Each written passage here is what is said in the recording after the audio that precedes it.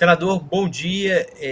Eu imagino que a pergunta que o senhor desde ontem mais deve ouvir, pelo menos da parte à esquerda do seu eleitorado, é por que o senhor vai votar no Rogério Marinho? Eu queria abrir nossa conversa ele perguntando isso e perguntando se de fato o senhor mantém esse voto, se no candidato apoiado pelo ex-presidente Jair Bolsonaro que o senhor vai votar logo mais. Bom dia, primeiro obrigado pelo espaço. Sim, mantenho o voto. É um voto consciente e que parte de uma leitura que é diferente da leitura que uma grande parte da mídia e praticamente toda a rede social tem feito, de que essa eleição no Senado seria uma espécie de terceiro turno da eleição presidencial. Não é, não tem absolutamente nenhuma conexão com isso. Nós temos uma eleição interna que cuida da rotina diária e dos espaços de poder, da forma de atuação da casa nos próximos 2 anos.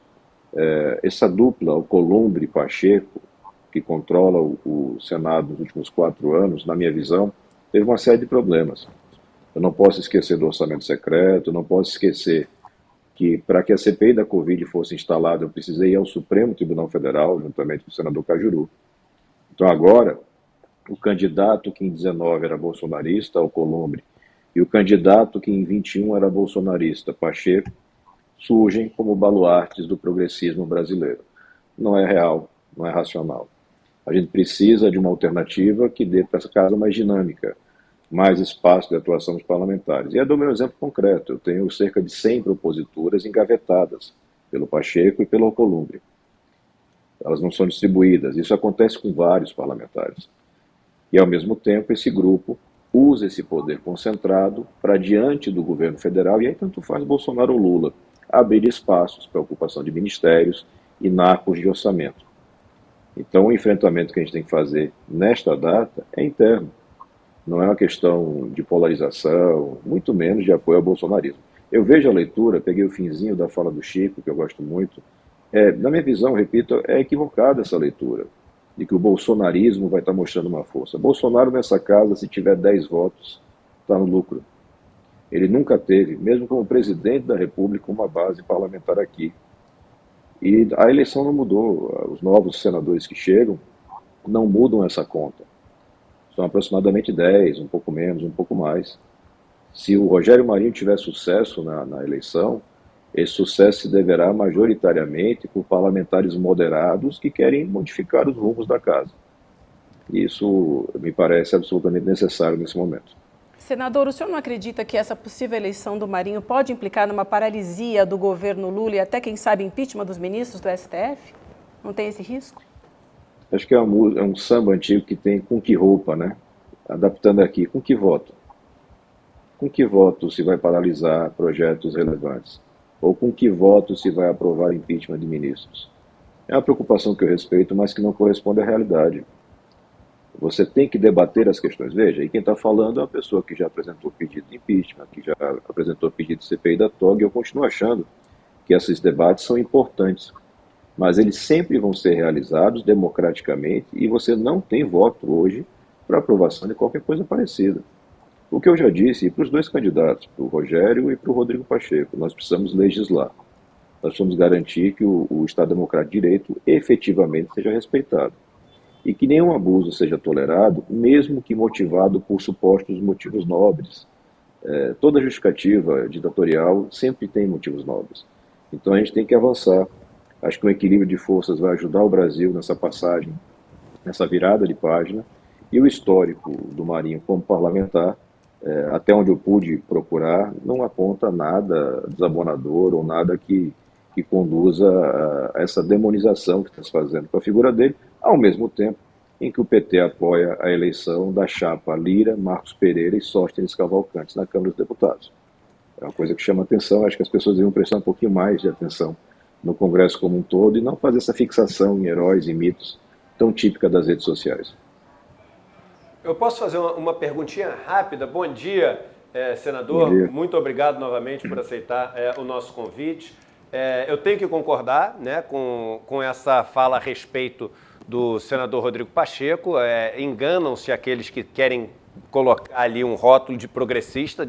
Nada de progressista, na minha opinião, ele tem. E eu sempre fiz questão aqui no programa, de dizer, inclusive, que ele foi importante para o Bolsonaro em vários momentos do governo Bolsonaro. Como também concordo com a parte em relação ao Lira. Me incomoda muito ver o PT próximo ao Lira. Mas o senhor citou 2 pontos que, para mim, são pontos muito chave nessa questão. A questão do orçamento secreto, né, que é uma coisa que o senhor diz que, enfim, sempre foi muito contrário da forma como é feito hoje em dia, e a questão da CPI da Covid, que você teve que entrar com, enfim, com um recurso ou com alguma medida lá para poder conseguir colocar a CPI da Covid. A gente está falando de um ex-ministro do Bolsonaro, né, que é um presidente que foi quem, na opinião de muitas pessoas, co-originou o orçamento secreto, que faz parte dessa gênese de alguma maneira, e falando de um presidente também que o senhor mesmo responsabilizou como um dos que tem o dedo ali na morte de centenas de milhares de pessoas por conta das políticas públicas que aconteceram durante o governo Bolsonaro. E anteontem, um evento onde o Bolsonaro faz questão de atrelar a imagem e dizer que o Marinho é o projeto dele, enfim, seguindo vivo, seguindo adiante. Não lhe incomoda esse vídeo, essa demonstração de anteontem, o senhor que foi tão contra, por exemplo, esses 2 pontos que o senhor citou? Acho que deve incomodar o próprio Marinho, mas a grande questão é que uma eventual vitória de Rogério Marinho vai representar o interesse e a vontade de 41 senadores. Repito, o Jair Bolsonaro não tem aqui interferência em mais do que 10, 12 senadores. Não tinha quando era presidente da República. Existe uma construção, e só para dar um passinho atrás e falar do orçamento secreto. O orçamento secreto foi o fruto de uma construção conjunta do centrão do Congresso e do centrão fardado que dominava o Palácio do Planalto. Braga Neto, Ramos, estão ali juntamente com Arthur Lira e Davi Alcolumbre, na montagem dessa estrutura de orçamento secreto, que só caiu graças à intervenção da Justiça, na qual a gente também teve uma participação, 10, 12, 15 petições do Supremo, apontando as fraudes, apontando os erros, as mentiras, e a gente conseguiu a vitória de derrubar esse instrumento.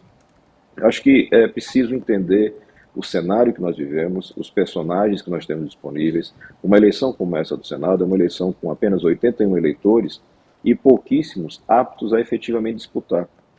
Eu não sou adepto das candidaturas heróicas apenas para marcar posição. Acho que não é isso que constrói. A gente tem que construir soluções. O Marinho foi extremamente cobrado por todos para que assumisse e assumiu compromissos muito claros com relação à democracia, respeito ao resultado das urnas, respeito à separação dos poderes. Ele deve repetir isso em plenário hoje. E a gente espera que possa contribuir para a evolução, inclusive na hipótese de uma vitória do Pacheco, que o Pacheco, após esse processo, entenda que é preciso modificar a forma de atuação.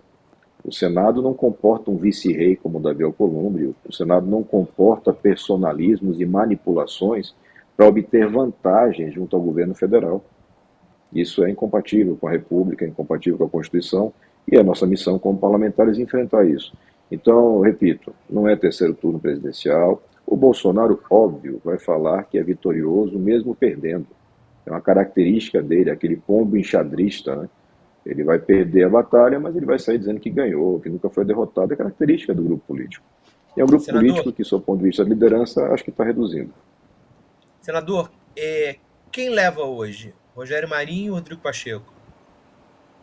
Eu não pude ainda mensurar, Guilherme, o tanto de atuação do governo federal. Nós estamos enfrentando isso, já é rotina na casa, a interferência do Executivo, o Executivo tem interesses, e eu acho que existe até uma certa legitimidade nessa atuação, porque são políticos atuando.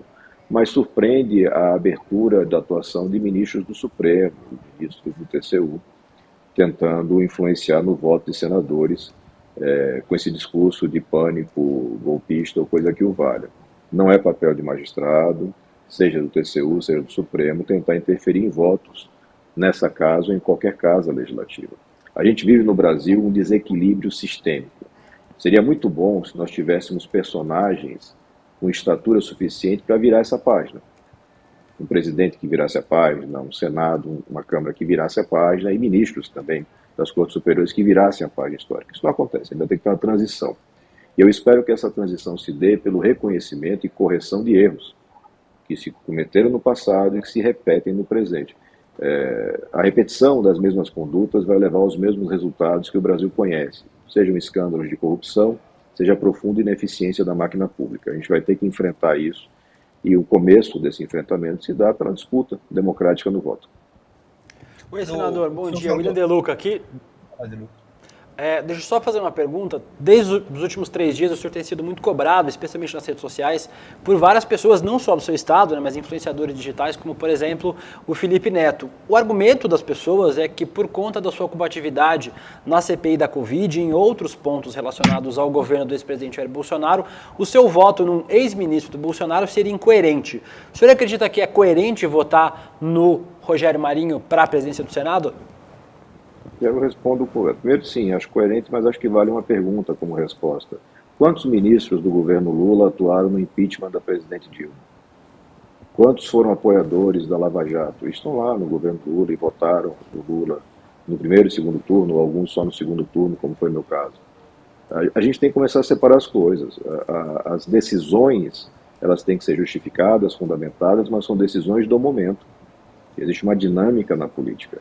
As redes sociais, eu vi os comentários do Felipe e de outros influenciadores, eu acho muito bom o influenciador falar sobre política, mas é muito ruim quando você fala sem o menor conhecimento de causa, quando você não se preocupa em entender os personagens, quando você tenta reduzir tudo àquele maniqueísmo de heróis e mocinhos.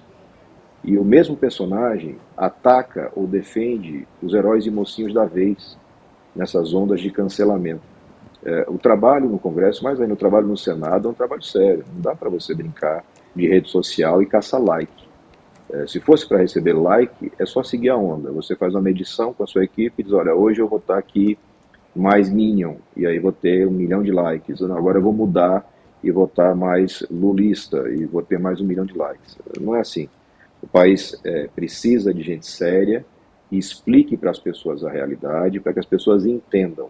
Aqui não tem herói, aqui não tem bandido, aqui tem gente que erra e acerta, e que quanto mais for fiscalizado, quanto mais for cobrado com qualidade, mais provavelmente vai acertar. Então eu estou fazendo uma escolha política, eu entendo o cenário, eu conheço os 2 candidatos, não só porque trabalhei muito perto do Rodrigo Pacheco aqui por 4 anos, como acompanho a atuação do Marinho também por bastante tempo, e é uma escolha consciente. Pode errar? Claro que pode, tudo que o humano faz pode errar. Mas é uma escolha muito bem fundamentada e que, na minha visão, merece respeito, o que nem sempre acontece nas redes sociais.